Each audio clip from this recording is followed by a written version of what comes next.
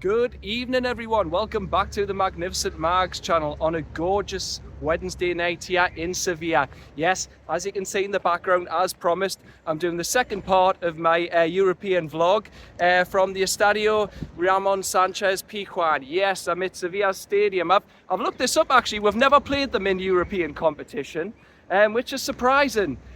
Because obviously they're well known on the European stage. They've won the Europa League in 2006, 2007, 2014, 15, 16, 2020 and 2023. They've only won one Spanish league title, surprisingly, which was in 1946 when football recommenced after the Second World War. I think it was 2006 they won the European Super Cup, and then they've won the Copa del Rey in 1935, 1939, 1948, 2007, 2010, and then I believe it was 2007 for their equivalent of our Community Shield. But yes, I'm at their stadium and I'm just surprised we've never played them. Beautiful stadium, like I said, it's next to the shopping centre, which is just that way. It's absolutely rammed tonight, honestly. This city never sleeps. Every bar and cafe is still busy, but it's in Nervion. But yes, as I promised, I wanted to do this video based on Newcastle, because my last video turned into a bit of a travel vlog, so I am sorry. I've just absolutely loved this holiday here. The heat has been a lot, as I said in part one. However, it's been much better the last couple of days. I've been in Cadiz today on the southwest Iberian Peninsula. It's right on the border between the Atlantic Ocean and the Med, and it's honestly, it's so small. The streets are so narrow, but it's beautiful, it's charming. So I want to get on to the appointment of our new Chief Executive Officer, David Hopkinson. So he's got a good CV. He's Canadian. He's previously been at Real Madrid. He's also been the commercial officer at Toronto Maple Leafs, and also Madison Square Garden Sport, where he joins from. That's where he was president and COO of the New York Knicks and the New York Rangers. So like I said, I do wish Darren Eales well. I hope he does have a full recovery from his blood cancer when he announced it last September. But yeah, David Hopkinson comes in, and his interview was good. I've watched it. Obviously, he said he wants to jump into it with both feet. This isn't transactional. He wants to represent the community on the global stage. And yes, just fantastic. We've finally got a Chief Executive Officer in, and it bodes well for the future, because what's the club been missing? A hierarchical structure, and especially commercial deals. We need to exploit them, because the only deals we've got at the moment through Saudi are Noon and Seller. So we do obviously need more. Noon being our sleeve sponsor and Seller being the front of shirt sponsor. So we need to exploit those avenues a bit more. However, I don't know how it's going to go after the Manchester City case, because they've accepted the rules are legal and binding, but how will it be going forward? See, I was thinking, have Manchester City won this really?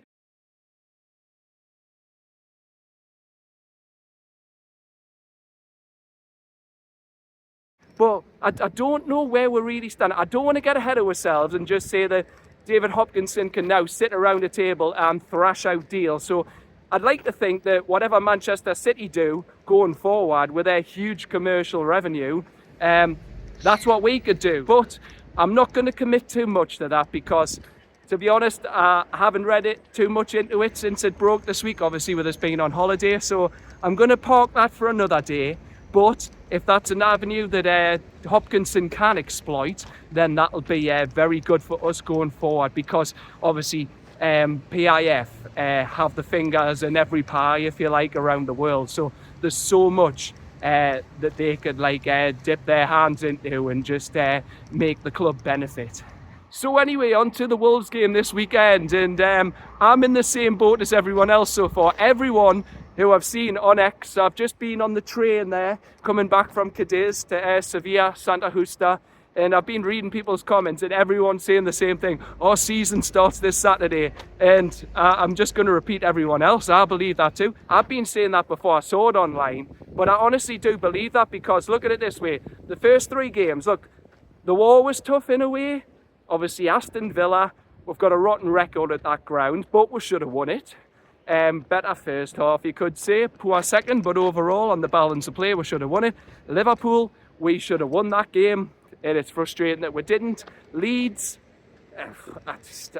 okay first half, dreadful second half, so I don't really want to relive that Leeds game in my head. I've buried that. So I believe, honestly, right now we should have at least 7 points, but what's been the problem? We haven't had a striker. And I'm not going to put this all on the departed Swede, and I've seen that Sweden fans are now digging him out by saying if he'd been playing and hadn't screwed us over, that he would have been available for their games. But it's not just on that man who's left.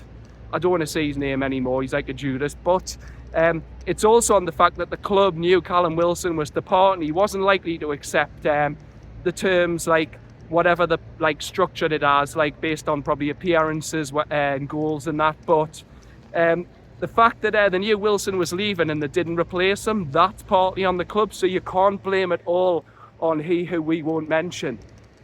But we've got Voldemort in, we've got Johan Wissa in, and how do I think we'll go this weekend? Well, I don't think Voldemort will start. I do expect Wissa to start. Look, I've looked at the games in the international break. So England first, dreadful game against Andorra. We won it. We still haven't conceded in qualifying.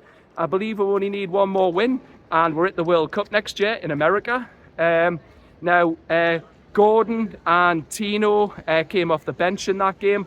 Dan Burn played the whole game. And then you go to our game last night, we destroyed Serbia 5-0, and Tino and Gordon were fantastic. Honestly, they were. So, and then you go on to Brazil. Bruno scored in the 3-0 win over Chile, but they lost to Bolivia last night.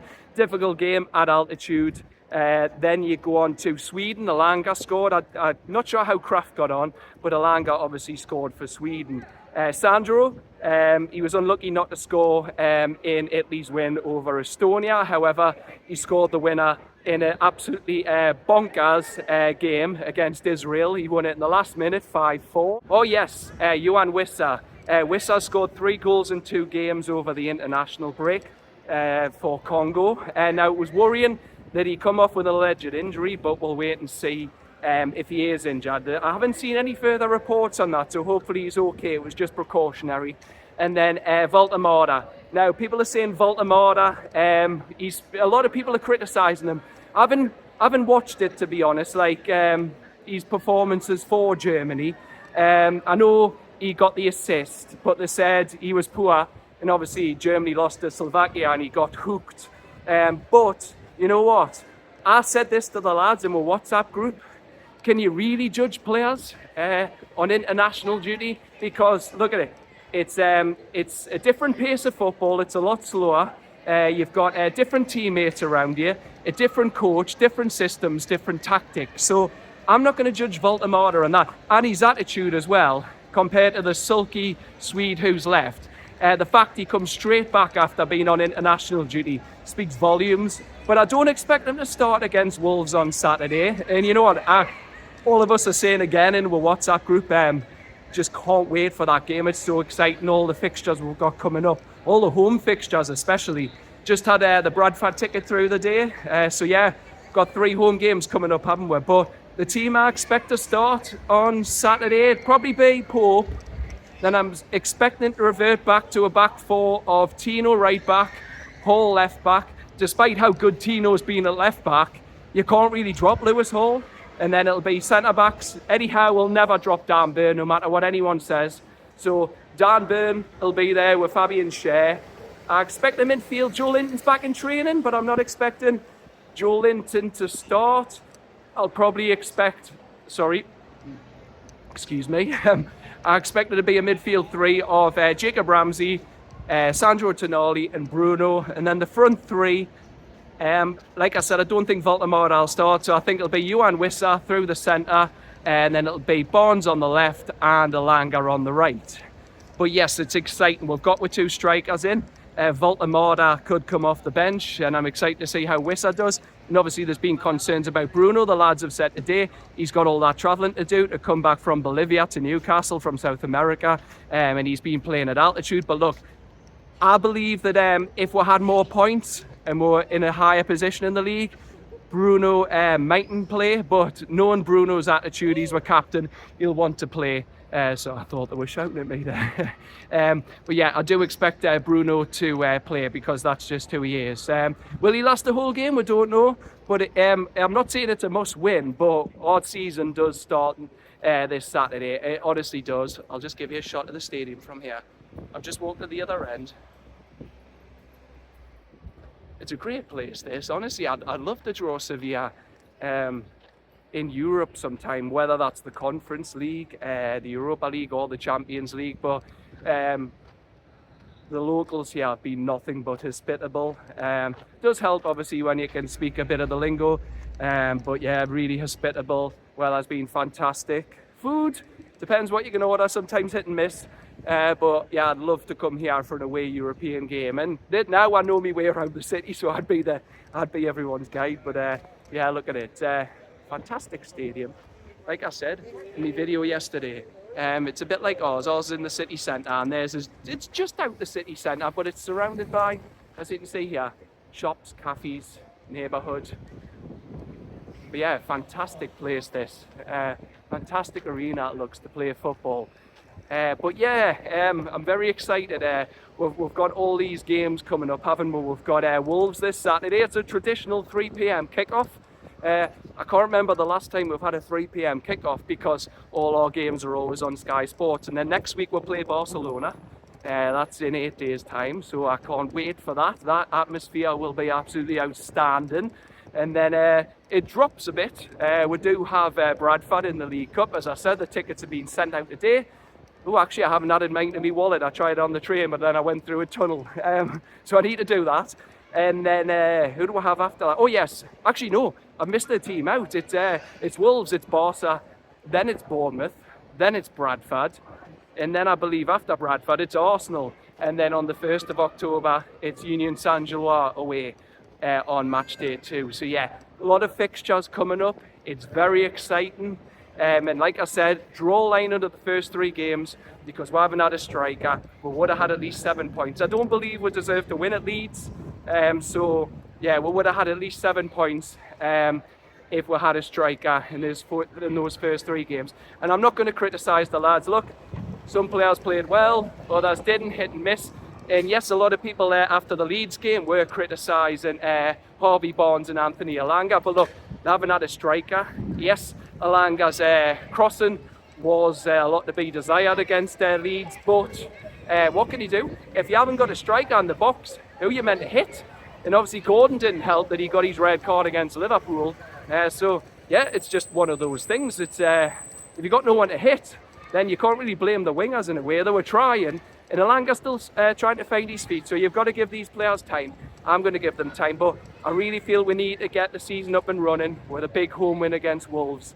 Look, even if we scrape over the line, it's still a good result, but I'd like to just get the season up and running, and I really feel that Wissal do well. And Voldemort, yes, he's not an out-and-out striker, but he is a number 10, and he does look, it looks like there's a player in there. Like he said, he's tall, but he's technical. I'll just show you more of the stadium here. Some of Sevilla's greats. Now, one last thing before I round it up. Ticketing. So, Newcastle, I think it's, I believe it's this. Like I said, with us being on holiday, I haven't had a chance to see this fully. But I believe 45 tickets have been given to Dundee for the Barcelona match next week. Now, we've done some digging the day. Well, I say we, the lads, but I'm going to take some credit because I'm in the WhatsApp group. Sorry, lads, but I am. We believe it's Jack Ross. Obviously, Jack Ross is currently employed by Newcastle. He used to play for Dundee, and we believe that he was given the tickets and he might have sold them to this school, and they've given them to some school children. Now, well, that's a nice gesture, and they get to come to a massive Champions League game. I ask, is that really the right thing to do when you've got so many local school kids desperate to go to games and the season ticket list? Well, there's no season ticket list. No one gets season tickets at the moment. It's memberships. So you've got all these local kids or other fans desperate to come to Newcastle matches, but you're giving tickets to fans from a school in Dundee. And look, whether they support Newcastle, that's great, but why is it being given to a school in Dundee when you've got local fans? That doesn't sit right with me, and especially for such a big game like that. We talk about being a one-club city. We're proud, we're united, but taking tickets away from locals and giving it to kids over the border, nah, I just don't agree with that. So that's something I hope doesn't happen again, especially for a fixture as mammoth as Barcelona. We haven't played them at home since 2003 when they knocked out in the second group stage. But anyway, I'm going to round that off there. It's been a long day, I am tired, but I promised I would do this and upload it for Thursday morning. So I'm going to do that. I'm going to go back to the hotel. Tomorrow's our last day, so I didn't want to do this tomorrow and let it distract us, knowing I'd still need to record it. I want to just give me full attention to the last day. Going to do a river cruise on the Guadalquivir and go and see some flamenco. So I can't wait. This is the shopping centre. Look at the roof as well. It's weird. Strange roof. But yeah, it's a crazy place, this. You can see how busy it is. It's crazy it's this busy at night. Look at the bus queues as well. Look at that. Absolutely mental, but I love Sevilla. It's been absolutely brilliant. I'm gutted to be going home, but I've got the comfort of lots of Newcastle matches coming up. So anyway, that's it from me for now. Thank you so much for watching and being patient while you waited for us to record, edit and upload this part 2. But I'm going to say buenas noches, adios. Thank you very much for watching, and I'll see you on the next one. Bye bye.